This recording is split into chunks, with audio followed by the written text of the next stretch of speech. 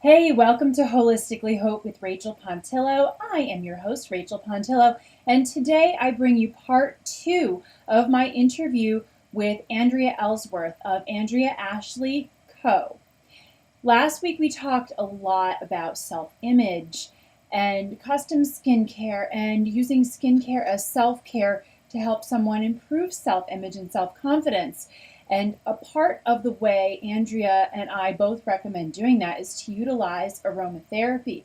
So I know there is so much information out there about aromatherapy these days, and let's be honest, not all of it is the best information. So I wanted Andrea to share with all of us what she recommends, especially for beginners who are super excited about essential oils but really could use some important safety guidelines. We also talk about choosing essential oils, what kind of essential oil company to work with, and this interview is just chock full of really important aromatherapy information. So I hope you enjoy our discussion. So I want to talk a little bit more about aromatherapy because obviously aromatherapy everywhere has just exploded over the past few years, and at first it was kind of like a let's dive in full force without looking whether there's sharks in the water or not, and then now I know in the United States the FDA is starting to say slow down there, hey, wait a minute, you can't do that, you can't say that. I'm not sure how it is in Canada with regulation. I think you guys do have a little bit different of a setup with aromatherapy as healthcare in Canada. Am I correct about that? About healthcare, it's still considered cosmeceutical. So if you're selling essential oils, it's still going under cosmetics. So there is a lot of talk about it, and the government was about to make it go through the pharmaceutical side because of the health and healing properties, and because it's become so huge and people are starting to use it for all those internal, things besides cosmetics. But there's a lot of backlash from what I heard that people, we weren't ready, and for all of the changes and all the expenses, it's going to put a lot of small business owners out to do that. Not to say it isn't the right thing to do, because they are super powerful and super potent, and you need an education behind you, and you need to be smart using them, and but yeah, that's where we are right now. But the transition is definitely, near, it feels. That's something that, full disclosure, when I first started using essential oils, I was one of those people who just got really excited about it and dove right in without quite understanding what it was that I was dealing with and how strong they were. And I drank all the kool-aid, and I got, I was just so excited to have something natural that was effective but also smelled good. But then, I did have a couple of negative reactions that I've talked about in the past, where I was not using the oils correctly. And then just, I'm not an aromatherapist yet. It's definitely on my bucket list. It's something that I really would like to do at some point soon, is to get certified and get a lot more information so that I have that for myself and for my family and for my businesses. But I am lucky to be in contact with aromatherapists who have this information, and they have to be handled with the same level of caution and respect that pharmaceutical drugs are handled with, in my opinion. But because they are available to just about everyone out there, as an aromatherapist yourself, what do you want these people who are just like I was, brand new to essential oils and aromatherapy, really excited, might have heard certain things about safety that they feel a little bit more confident than maybe they should in kind of diving in and using them? What words of wisdom do you have? Pretty much that exactly, to be honest. My main thing is to be smart. It's just to be smart. In a lot of ways, like, I know you're saying increased availability, but in a lot of ways there isn't like increased availability when it comes to new distillers or crops or land to grow and produce essential oils. Well, not in comparison to how much the amount are being sold, Sure. So when we're seeing an increased popularity in aromatherapy and businesses popping up, yes, making them more available to consumers. Right. But that doesn't necessarily mean they're the best quality of essential oil, because where are we going to get all that land and crop and distilling done so quickly at such a mass production to accommodate that influx that we're going through right now? So just be smart and just be aware of, and just have that common sense that there may not be enough being produced to what is being sold. So you kind of need to think about what that means for some of the potentially some of the essential oils you're buying. I mean, there are loads of honest and wonderful suppliers out there, but just trust your gut, do your research, and be smart. And marketing is huge. Like, with some of the essential oil lines out there, people think they are being smart. They think they are doing their research, but marketing can be blinding sometimes as well. Yes. So just because you're seeing like an organic certification on an essential oil, or you're getting all the paperwork that people are now requesting with each essential oil, it doesn't always make it so. So, or I don't know if I spoke with you about this on our last call, but certified organic essential oil doesn't necessarily mean it's yielding a good quality oil. Right. So it's just things to be aware of. So you can have the best, most organically grown crops, but if a distiller is new or inexperienced or cuts corners, you're not going to be getting all those therapeutic properties that you think you are to use for what you want to use it for. Really, you're just getting that smell that came from an organic crop. That's a really good point. I mean, even though you might see certain product companies that say, oh, it's pure and it's this, therapeutic grade or whatever grade, because it is so new to mass market, I would say, and there isn't regulation yet that is making these companies label using specific standards and specific rules and guidelines. They really can say anything they want. And a lot of the companies who do produce lab reports, they come from their own labs. They come from their own labs. It's very biased. Yeah, think about what that means. I mean, take it with a grain of salt, but similar to what we were saying earlier about the importance of estheticians understanding how ingredients work on the skin, and oftentimes the education you get from a brand is only brand specific education. I think the same is true with essential oils, that if you really want to understand essential oils, you've got to have brand neutral aromatherapy education. Would you agree with that? Yeah, I absolutely agree with that. And I mean, it's the proof. The proof is in what consumers are purchasing. Yeah. A lot of the people that people are purchasing from aren't aromatherapists. They're very much brand specific, and they've learned their education based on that brand. Right. So yeah, it is interesting. I mean, organic essential oils, it's not the same as organic food. It's just not. And we haven't come that far yet to, like you said, get the regulations and the labeling and everything put in place so you can really see the difference of what's going on. And the paperwork, like you said, people are having their own labs, so they're dictating what you're seeing anyhow. If you're coming from their own lab. And then for smaller companies, some people are getting the paperwork, and they're saying that perhaps they're getting the paperwork based on each batch. But if they're requesting that, there's costs associated with that every single time.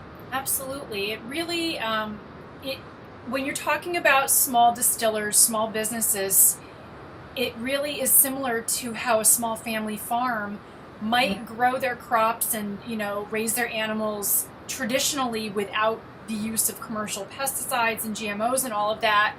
But they just, as a small family farm, they don't have the funds to keep going through the process to get certified or organic and go through all the inspections, because it's just extremely disruptive to their business, and it's highly, highly expensive. Yeah. So I'm sure that's the same case with smaller distillers who might be extremely good distillers. They might be putting out fantastic products, but they just don't have the ability quite yet to go for that certification to be able to call their product organic. And that it's kind of like, do you buy from your small local farmer, or do you go for the big agribusiness who happens to have the organic certification. And that's actually why I actually started bringing in my own essential oils, and that was specifically that, to fill the gap, because I totally did not want my own line, but there was that gap. People were just wanting to purchase, larger conglomerate from essential oil companies, because they were certified organic, and they had the marketing and the paperwork behind them to say, we're so pure, we're just so pure. Whereas like I took the time and I partnered with a chemist to make sure that what we're bringing in is quality. And it's true, a lot of these distillers who have, it's their family history, they've been doing it for years and years. I mean, it is an artwork all on its own. Absolutely. If they were to certify organic, it's cost prohibitive. It would put them out of business. Right. And then they would have to mark up their prices, that they would lose the market that they already built. It's a tricky spot that we're seeing everyone kind of get in now, and it's not going away. So that is something I do want to make people aware of, because even when they come to me, the first thing they ask, is it organic? Is it pure? Can I get paperwork? Yeah. And at the end of the day, it may, yes, those things are great if they are true and they're honest and they're, unbiased, but you just need to be smart on where you're getting it from. So my biggest tip is just, trust your gut. Find someone you really resonate with, what they're putting out there, what they're trying to achieve, and work with that. You can't fake vibes. That's true. I love that you said that, because oftentimes I find that people do get so caught up in the marketing and in, kind of the scripts of what they've been taught, that even if something feels wrong instinctively, they still go with it and they go against their intuition. And then it turns out a couple of years down the road, they were right.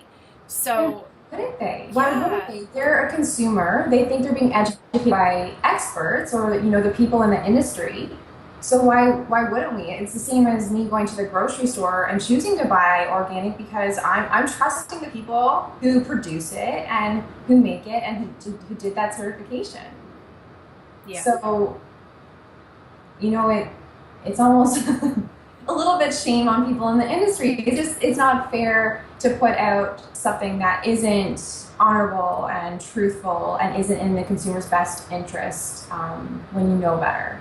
Yeah, I have a couple more things to say about essential oils, and then I want to shift gears a little bit.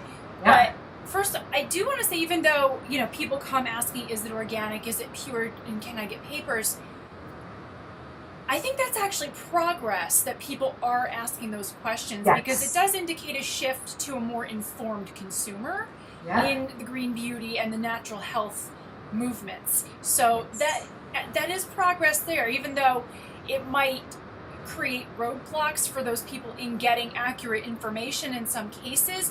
I do feel that at least the questions are being asked, and once the questions are asked, a discussion can then commence. Exactly. So the curiosity and the engagement's there, which is great. And I'm excited about it. And as much as I've, shed light on to some of the things to be aware of, I'm still super pumped that it's become more readily available. It means that people are being turned on to essential oils and all the wonderful things they do and seeing the benefits. And I mean, that's something that I've been cheering about for 12 years. And people look at you like, I don't believe it. I don't know what it does. So the fact that it has blown up to this and people are seeing the benefits is hands down true progress. And I love it. Totally. Yeah. And then the other thing I want to say is that, I'm not associated with any essential oil companies. I used to be, I'm not anymore. But I do want to also just call out the fact that some of these larger companies that are producing on these massive scales, it takes a lot of plant matter to make a very small amount of essential oil. And we have to consider the environment. We have to consider the sustainability of consuming essential oils in this fashion. So I really, I really do encourage people to work with companies, whether they're large or small, who have sustainability and ethical harvestation practices first and foremost in mind. Absolutely. Absolutely. And again, that just comes with more conversations and more exposure and people, learning more and educating themselves more on it. Because once that conversation is had and people really learn how powerful and potent and beneficial the oils are, they won't be using them so frivolously as well. So you have a little bit more respect for it. Just like, when you're building a relationship with your local farmer and asking those questions and learning about how the food is raised so you know whether you need to get it organic or not, it's a similar thing, because you might be paying a little bit more for, say, grass-fed beef if that's what you eat. But maybe you're going to eat a little bit less of it. You're going to chew it for longer. You're going to take extra care preparing it properly to preserve all the nutrients, to get the best flavor, because you know that it's quality, and also because there's a relationship involved. There's a relationship with the farmer, with the animal, and with you as the consumer. And I feel that that's the same with plants, whether you're dealing with herbs or essential oils. You want to know where they're coming from and how were they harvested? Was it just hacked down with a big old machine, or was it, gently harvested with respect? And it really, all of these energetic properties, I really have been doing a lot of research into plant intelligence and plant energetics, and plants and human beings really do communicate on an energetic level. And I know that's a little bit woo-woo for some people out there, but I'm just going to say it anyway. But I know, you're an aromatherapist. I'm sure you have that perspective as well. Yeah. It's more than just the chemistry. It is something that really does involve a little bit of magic. And any aromatherapy or natural perfumery books that you read teach about alchemy, which I love. But yeah, I wanted to throw that out there, that it really is important to take into consideration sustainability when we are working with these. I know you do have your practice and your skincare line. You do work with clients, and then of course the magazine. So how can people get in touch with you? Where can they find the magazine? How can they work with you one-on-one if that's something they want to do? My website is andreaashley.ca, and there you'll basically find out more about me, and the magazine is there for you to opt into it. The magazine's completely free, and my hope is to keep it that way. I just want, good, positive, healthy body image, information going out and available to women. So that's available to you anytime. And then if you want to work one-on-one with me, which is what I'm currently focusing on, is the one-on-one aromatherapy consultations. Because of our talk today, as you know, essential oils are such a great tool to have when you're looking to add to your, holistic toolbox. Yep. Each of the oils carry their own independent list of therapeutic properties, and they're also complex and so diverse. And it can be hard for people to kind of skim through and figure out what's actually a good fit for them themselves and their specific needs and their specific concerns. So by offering my aromatherapy consultation, I focus just on my client and their specific needs, not the general public. So at the end, this gives a woman the comprehensive outline to what oils are best for them and their specific needs, as well as offer, the safe recipes and regimens to help their skincare, self-care, self-love, or health and wellness, whatever their goals may be.